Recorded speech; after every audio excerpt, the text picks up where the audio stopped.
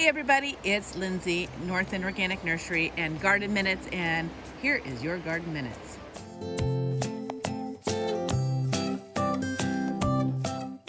So, first off, let me talk to you about the type of garlic I have here. These are all soft neck varieties that I have, which makes it so that they have a nice pliable top and makes them easier to braid. Now, just to prove to you that I don't do everything perfectly, not that anybody thought I did, but I harvested my garlic and then I went out of town where I am now, and I brought it with me, and I didn't want it to dry out too much because you still want that pliable neck.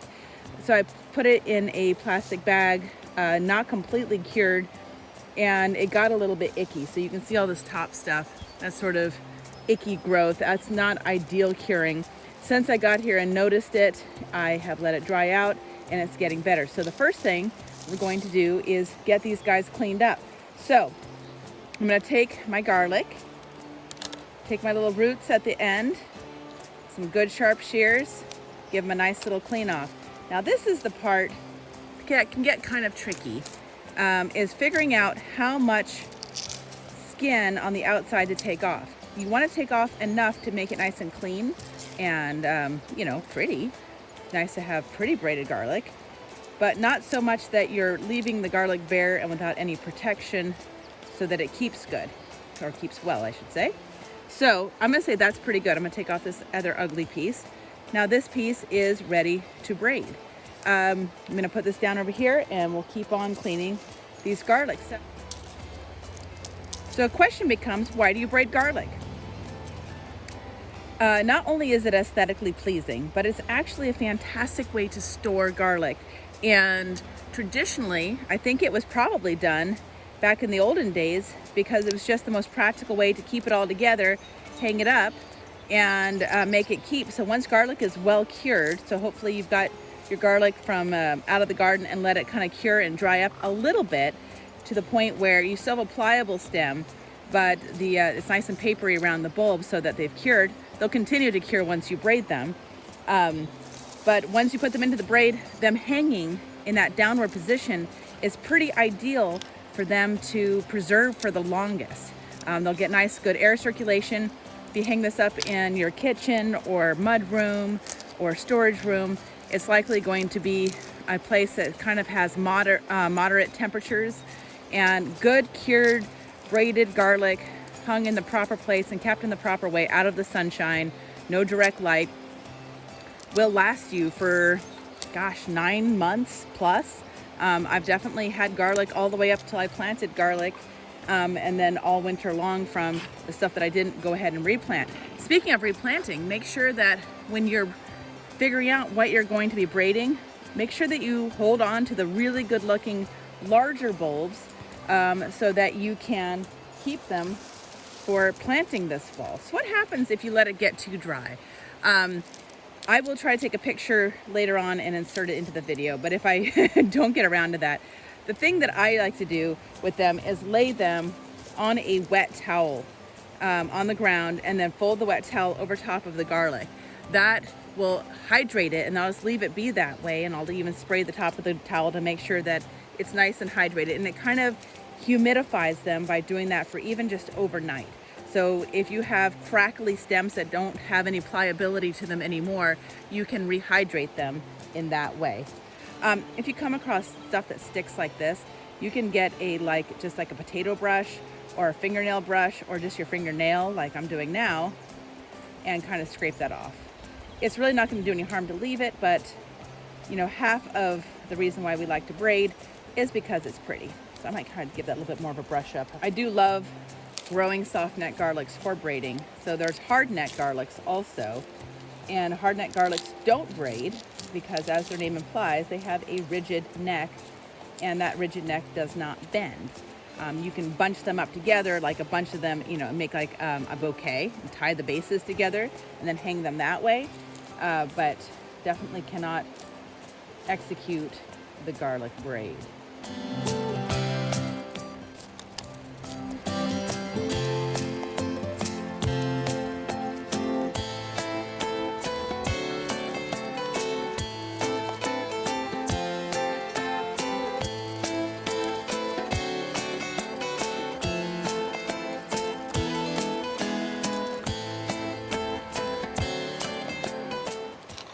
Okay, I've got all my garlic cleaned, and now we are going to get into the braiding process. So I'm gonna find my prettiest, largest bulb that I want to start with, and that's going to be my anchor bulb. That's gonna be laid down straight in front of me as so.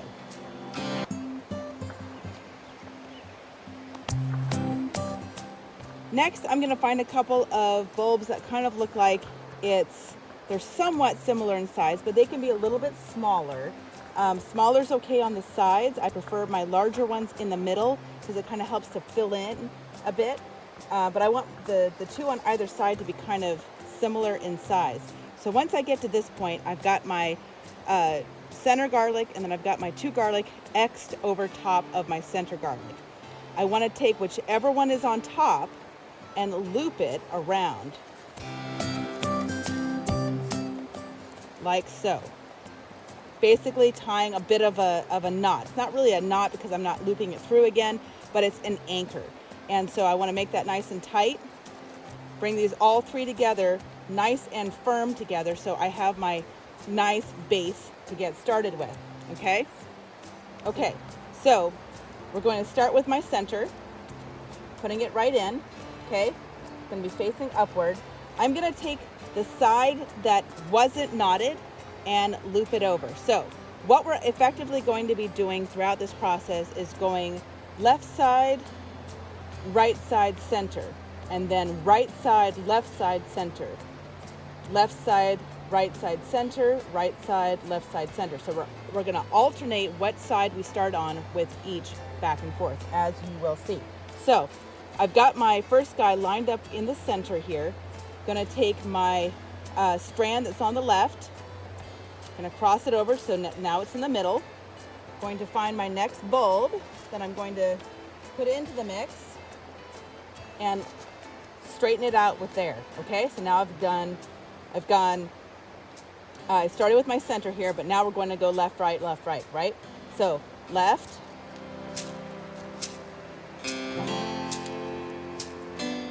keep this nice and tight, right, crossing over just like a regular braid, center. Okay, now remember I said left, right, center, and then we go right, left, center. So now I'm going to start over here. Right. Remember, if it's going that way, you're going to bring the garlic from that side. Left, always going to the middle. And now I'm going to take another garlic and meet it in the middle there.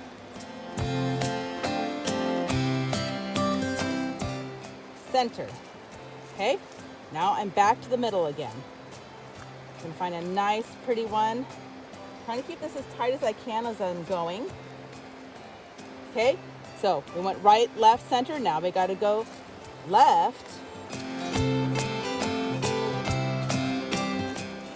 right,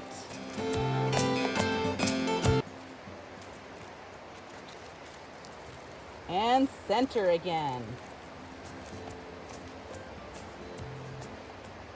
Who wants to be my center? You'll be my center this time. Okay, so we went left last time. Now we got to start right. Right. I'm going to pick them right now.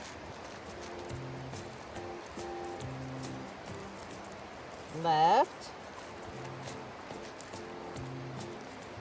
Let's go with that one. And a final center. So you can see we've got a nice balance going all the way to the top here. And now it's just a matter of finishing off the braid, just like you would braiding hair or anything else. Hopefully your groupings are slightly balanced. They're not the end of the world, but it's always nice when it turns out that way. You're gonna go as far as you want. There's no minimum or maximum. You're just locking this off so it's gonna dry in place like this. Okay, you can take a piece of string. You can also use ribbon or wire. Wire is actually a really nice idea too, and I might do wire later on in addition to the string. So I have a way to tie wire around here and then make a loop and hang it against the wall. You can also just take a nail into the wall and just poke it right through the braid part. And that also does the trick. So there we go. We have a completed braid. It could be prettier in some directions, and this is a good time that you can actually go and do some pruning. Make sure that everything is where you want it to be, and then hang it on a wall, hang it someplace where it's not going to get too hot. Nice temperate climate. It will last for you for months and months and months, and then all you have to do is when you're ready to eat one, kind of twist it off at the bottom, or anything along the line actually is fine.